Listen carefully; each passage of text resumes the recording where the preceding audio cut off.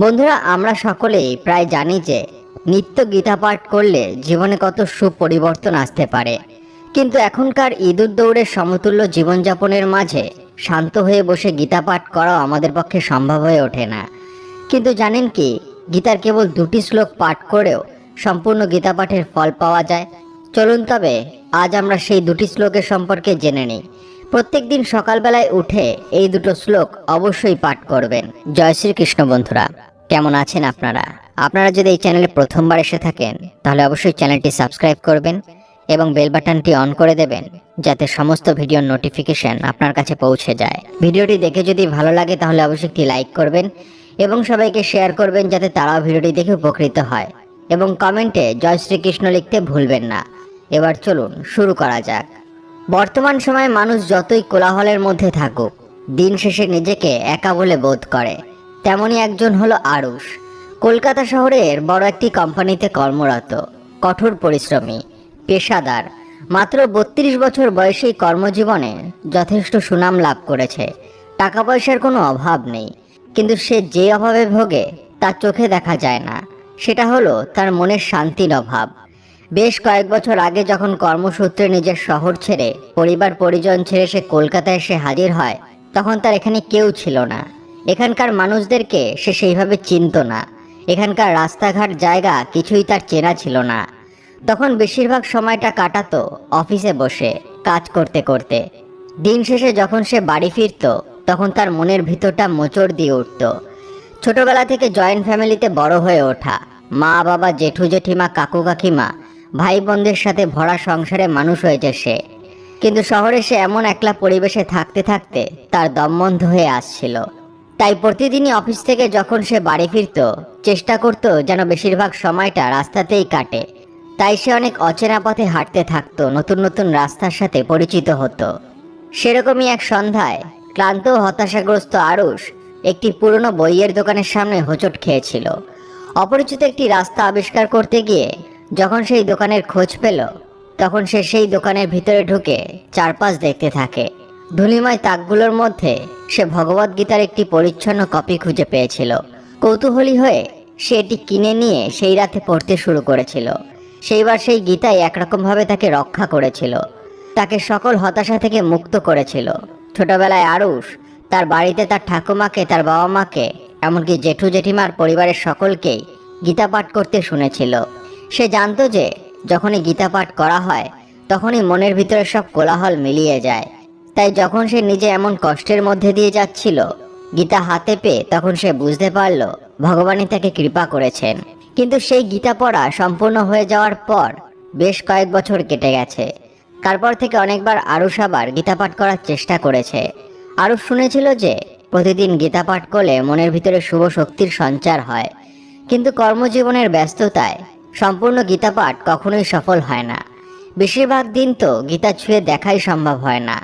গীতা পড়ার পর বেশ কয়েকটা বছর কেটে গেছে। ফলে আরুষের মনে আবার ধীরে ধীরে হতাশা বাসা বেঁধেছে। এমন একদিন সে যখন অফিসের ক্যান্টিনে বসে টিফিন করছিল, তখন তার উচ্চপদস্থ এক কলিগ এসে তার পাশে বসে। সেই কয়েক বছরে আরুষকে বেশ ভালোভাবেই চিনেছে। আরুষের মুখ চোখের অবস্থা দেখে সে জিজ্ঞাসা করে, তোমার এমন অবস্থা কেন হে? আরুষ কিছুক্ষণ চুপ থেকে তার সমস্যার কথা তার কলিগকে জানায়। সবটা শোনার পরে সেই কলিগ বলে, সত্যি বটে, সারাদিন অফিসে কাজকর্ম করে খেটে পিটে বাড়িতে যাওয়ার পরে ভিতরে আর এনার্জি থাকে না। সম্পূর্ণ গীতা পাঠ সে তো অনেক বড় বিষয়, অনেক ধৈর্যের বিষয়। আর অফিস থেকে বেরোনোর সময় এমন তাড়া থাকে যে গীতা পাঠ করে ওঠা সম্ভব হয় না। তবে তুমি ঠিকই বলেছ, এমন একটা সময় আমাদের সংস্কৃতিতে এটাই ছিল যে বাড়ির সকলে প্রতিদিন সম্পূর্ণ গীতা পাঠ করত। সেই কারণেই তো তাদের মন সুস্থির থাকতো। তারা জীবনকে যেমন উপভোগ করতে পারত, তেমনি বাঁচার আসল অর্থও জানত। এখনকার সময় আমাদের পরিস্থিতি এমন হয়েছে যে আমরা বাজব বলে টাকা রোজগার করি, কিন্তু বাঁচতে আর পারি কোথায়? ছোটাছুটিতেই তো জীবন শেষ হয়ে যাচ্ছে। তবে জানো তো আরুষ, আমাদের পরিবারের গুরুদেব আমাদের একটা বেশ উপায় বলে দিয়েছেন। তিনি বলেছেন যে ভগবদ্গীতার এমন 2টি শ্লোক আছে, যে 2টি শ্লোক প্রতিদিন পাঠ করলে সম্পূর্ণ গীতা পাঠের ফল লাভ হয়। তুমি চাইলেও এটা করতে পারো। বিশ্বাস করো, যেদিন থেকে আমি এই 2টো শ্লোক পাঠ করা শুরু করেছি, সেদিন থেকে আমি দুশ্চিন্তা মুক্ত হয়ে গেছি। আরও সেই কথা শুনে তার সিনিয়রকে জিজ্ঞাসা করে সেই দুটো শ্লোক সম্বন্ধে। শ্লোক দুটি সম্পর্কে জানতে পেরে আরুষ ঠিক সেই দিনেই বাড়ি ফিরে সেই দুটি শ্লোক মুখস্থ করে নেয়। পরদিন থেকে আরুষ প্রতিদিন সকালে উঠে চোখ বন্ধ করে শ্লোক দুটিকে পাঠ করতে আরম্ভ করে। সপ্তাহখানেক পর থেকে সে বুঝতে পারে তার জীবনে অনেক পরিবর্তন এসে গেছে। তার সকল দুশ্চিন্তা ধীরে ধীরে কমে যাচ্ছে। তার যত সমস্যা যেন এক এক করে কেটে যাচ্ছে। সে নিজের মধ্যে এক আত্মবিশ্বাস খুঁজে পায়। প্রতিটা দিন তার ভালো কাটতে শুরু করে। আরও সেদিন থেকে সেই শ্লোক দুটির মর্ম বুঝতে পারে। বন্ধুরা, সেই শ্লোক দুটি হলো গীতার প্রথম অধ্যায়ের প্রথম শ্লোক, ধর্মক্ষেত্রে কুরুক্ষেত্রে সমাবেতা যুযুৎসব মমকা পাণ্ডবশ্চৈব কিং কর্তব্য সঞ্জয়। অর্থাৎ এই শ্লোকটির অর্থ হল, হে সঞ্জয়, ধর্মভূমি কুরুক্ষেত্রে যুদ্ধের ইচ্ছায় সমবেত আমার এবং পাণ্ডুর পুত্রগণ কি করল। বিশ্লেষণ: 1. ধর্মক্ষেত্রে কুরুক্ষেত্রে অর্থাৎ কুরুক্ষেত্রের পবিত্র ভূমিতে। কুরুক্ষেত্রের যুদ্ধক্ষেত্র হচ্ছে ধর্মক্ষেত্র, ন্যায় বা ন্যায়ের ক্ষেত্র হিসাবে উল্লেখ করা হয়। সমবেতা যুযুৎসব অর্থাৎ একত্রিত যুদ্ধ করতে ইচ্ছুক উভয় সেনা, কৌরব এবং পাণ্ডব যুদ্ধে লিপ্ত হওয়ার অভিপ্রায় একত্রিত হয়েছে। মমকা পাণ্ডবশ্চৈব অর্থাৎ আমার পুত্র অর্থাৎ কৌরব এবং পাণ্ডুর অর্থাৎ পাণ্ডব পুত্র। ধৃতরাষ্ট্র কৌরবদের আমার পুত্র এবং পাণ্ডবগণদের পাণ্ডুর পুত্র হিসাবে উল্লেখ করেছেন। কিং কর্তব্য সঞ্জয় অর্থাৎ তারা কি করেছে হে সঞ্জয়। ধৃতরাষ্ট্র তার সারথী সঞ্জয়কে উভয় বাহিনীর কার্যকলাপ সম্পর্কে জিজ্ঞাসা করেন। এই শ্লোকটি ধৃতরাষ্ট্র এবং সঞ্জয়ের মধ্যে কথোপকথনের মঞ্চ তৈরি করে। সেখানে ধৃতরাষ্ট্র তার পুত্র এবং পাণ্ডুর পুত্রদের মধ্যে যুদ্ধের প্রক্রিয়া সম্পর্কে তথ্য চান। এটি ভগবদ্গীতার সূচনাকে চিহ্নিত করে, যা এই যুদ্ধক্ষেত্রের প্রেক্ষাপটের মধ্যে ভগবান শ্রীকৃষ্ণ এবং অর্জুনের মধ্যে একটি গভীর কথোপকথন হিসাবে উদ্ভাসিত হয়। আর যে শ্লোকটি পাঠ করতে হবে সেটি হলো গীতার অষ্টাদশ অধ্যায়ের শেষ শ্লোক, যত্র যজ্ঞেশ্বর কৃষ্ণ যত্র পার্থ ধনুর্ধর তত্র শ্রী বিজয় ভূতির্ধুবার্নীতি মতির মম।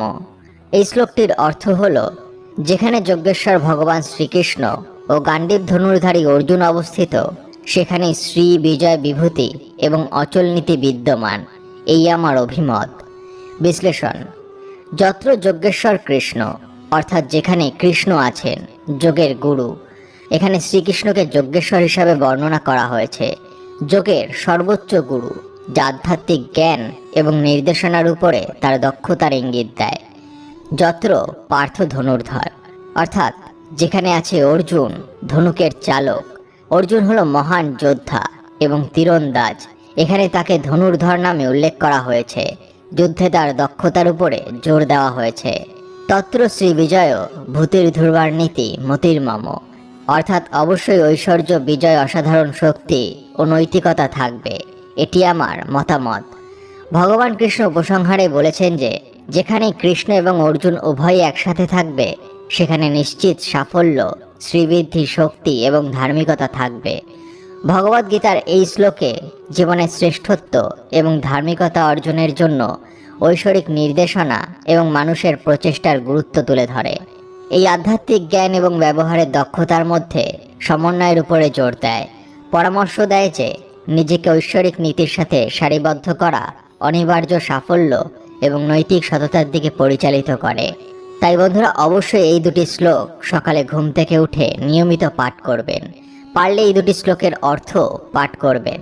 দেখবেন ধীরে ধীরে আপনার জীবনের সকল সমস্যা ভগবান শ্রীকৃষ্ণের কৃপায় দূর হয়ে যাবে। আপনি নিজের ভিতরে এক অপূর্ব শক্তি অনুভব করতে পারবেন এবং আপনার জীবনে আসা প্রত্যেকটা বাধার সম্মুখীন হয়ে আপনি খুব সহজেই সেই বাধাকে দূর করতে পারবেন। ভিডিওটি দেখে যদি ভালো লাগে তাহলে অবশ্যই একটি লাইক করবেন এবং সবাইকে শেয়ার করবেন যাতে তারাও ভিডিওটি দেখে উপকৃত হয়।